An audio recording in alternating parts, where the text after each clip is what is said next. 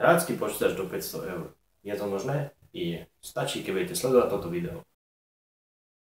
V ponuke od Intelu sme vybrali Intel Core i3 model 6100, ktorý má dve jadrá a ponúka hyperthreading, to znamená, že má 4 vlákna. V cenovej kategórii do 150 eur vychádza lepšie voľba od AMD, ktorý zase v rovnakej cenovej kategórii ponúka až 8-jadrový procesor. Avšak pre budúcnosť je už s upgradeom trošku problém, nakoľko i3 s 2 jadrami sa dá upgradeovať vždy. Ale čím upgradeujete 8 jadro? Doska. Pre Intel sme vybrali dosku od Gigabyte, model H110 S2V, ktorý by mal bohate stačiť aj pre budúcnosť na upgrady. Ponúka 2 sloty na DDR3 pamäte. K tomu sme zvolili pamäte ADATA o kapacite 8 GB a frekvencii 1600 MHz, čo by malo bohate stačiť aj na náročnejšie hry.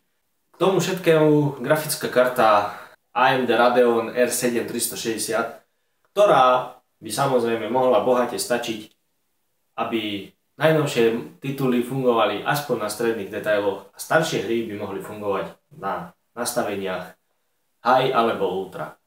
Ako zdroj sme zvolili Zalman ZM500, 500 W, ktorý by mal bohate stačiť na to, aby utiahol ako i3, tak aj FX 8300 a takisto by mal zvládnuť ťahať aj tú grafiku. Počítačová skrinka je každého osobná voľba. Ja osobne by som kúpil skrinku za 10 eur, ale je to na vás. V našom liste sme sa rozhodli pre skrinku Gamebeard, ktorá vyzerá elegantne a není ani nejak moc drahá. V kategórii zhruba do 20 eur.